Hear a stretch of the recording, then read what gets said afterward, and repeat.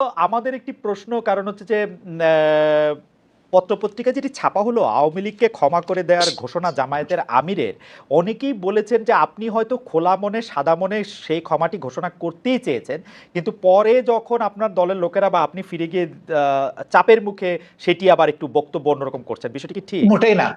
আমি মোটেই না, আমার বক্তব্য টুইস্ট করা হয়েছিল, সেটাকে আমি ক্লিয়ার করেছি। কোনো চাপও ছিল না আমার উপরে, এবং আমি এখানে কোনো হীনমন্যতায় ভুগিনি। আমি যা ভালো মনে করেছি খোলা মনে সেটি বলেছি।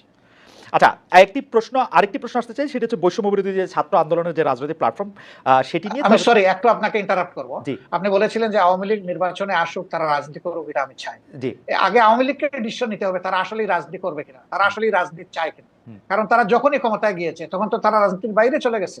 হুম, প্রথম পিরিয়ডে শেখ মুজিব সাহেব জীবিত থাকা অবস্থায় তো তিনি বহুদলীয় গণতন্ত্রকে একদম শেষ করে দিয়ে একদলীয় বাকশাল হুম, কায়েম করেছেন।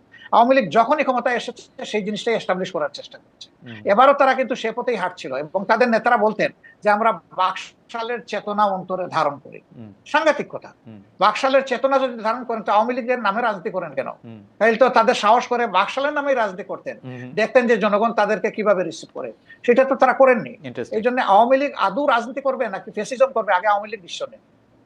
আচ্ছা, এই প্রসঙ্গে আমি একটু জানতে চাই, 96 সালে যখন বিএনপির বিরুদ্ধে আপনারা তত্ত্বাবধায়ক সরকার কায়েম করার জন্য আন্দোলন করছিলেন, তখন কি আওয়ামী লীগের সাথে আপনারা জোটবদ্ধ হয়ে রাজনীতি করেছিলেন? না, না, আমরা কোনো জোট গঠন করিনি। ডক্টর শফিকুর রহমান 2013 সালে গণজাগরণ মঞ্চ, পরে আবার তাদের বিপরীতে হেফাজত ইসলামী মাঠে নামে শাপলা চত্বরে সরকারের পতনের আন্দোলন আওয়ামী লীগ সরকার কোনো মতে ঠেকায়। পরে আবার আওয়ামী লীগ সরকারের হেফাজতের মধ্যে এক ধরনের একটা বোঝাপড়া হয়। শেখ হাসিনা ইভেনচুয়ালি কওমি জননী উপাধি লাভ করেন। সরকারের মডেল মসজিদ নির্মাণ, কওমি সার্টিফিকেটকে এম এর সমতুল্য বলা, এগুলিকে আপনি কিভাবে দেখেছেন, কিভাবে দেখেন? হেফাজতে ইসলামের সাথে বা হেফাজতে ইসলামের এই কার্যক্রমকে জামাতে ইসলামী কিভাবে দেখে? আমি তৎকালীন সরকারের আচরণকে নিষ্ঠুর রসিকতা হিসাবে দেখি।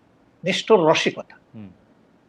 আর কিছু কি একটু ব্যাখ্যা করবেন বা একটু বলবেন যে কেন নিষ্ঠুর রসিকতা দেখেন? তাহলে হ্যাঁ, তারা একদিকে যেমন সরকারের আচরণকে যদি একদিকে যেমন একটু তাদেরকে আমি একটু প্রশ্ন করি। রিকগনিশন জি, দিয়েছেন, জি, তাদের একজন কৌমি জননী বানিয়েছেন শেখ হাসিনাকে। হুম, এটা সমস্ত কৌমি অঙ্গনের লোকদের বক্তব্য না। হুম, এবং যে মিটিং এ এই সরওয়ার্দী উদ্যানে এটা করা হয়েছে, সেখানে কিন্তু দেশের খ্যাতনামা প্রবীণ আলিমরা বলতে গেলে জানি নাই। হুম, তারা বহু চেষ্টা করা হয়েছে, চাপ দেওয়া হয়েছে, তারা সেখানে অংশগ্রহণ করেন নাই। হুম, সেটা যারা করেছেন অতি উচ্ছ্বাসে অথবা ব্যক্তিগত কোনো স্বার্থ হাসিলের জন্য এই সমস্ত কাণ্ড কারখানা করেছেন।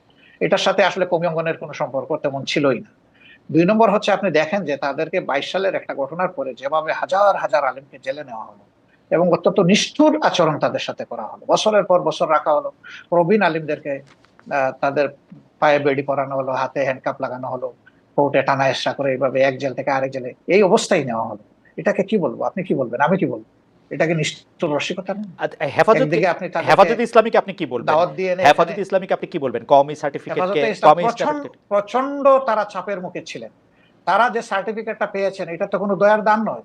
তারা ওই দেশের মানুষ, তাদের একটা শিক্ষা ব্যবস্থা আছে, তারাও মানুষ গড়ার কারিগর। আপনারা যখন তাদের মানে মাদ্রাসাগুলা মানুষকে আপনারা ভালো মানুষ উপহার দিচ্ছে। আপনারা যখন তো রাষ্ট্রীয় তারা ক্ষমতা মেইন ছিলেন, স্ট্রিমে থাকবে না কেন? আপনারা যখন রাষ্ট্রীয় ক্ষমতা ছিলেন তখন দেন নাই কেন?